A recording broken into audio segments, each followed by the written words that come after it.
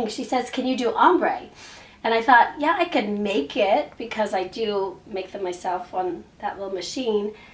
But you don't have to. You could buy 2 of any color and then put the one color on top, like right here on the first layer, and then the darker color like 1 layer lower. And the darker color would go all the way to the tips of the hair.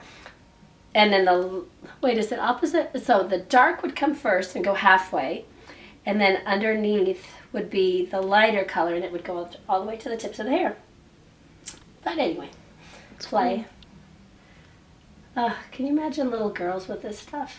Out of control. All right. And silver. We're just going to get a little bit and we'll be done. All right.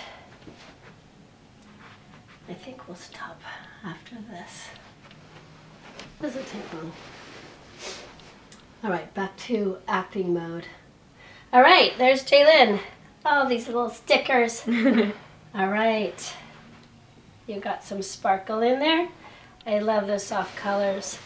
They can enhance your outfit. They can enhance your jewelry. Look at that. Enhance your hair. Oh my gosh. Jaylin, you beautiful hair. Okay, will you hold it like this? I've got to take a shot.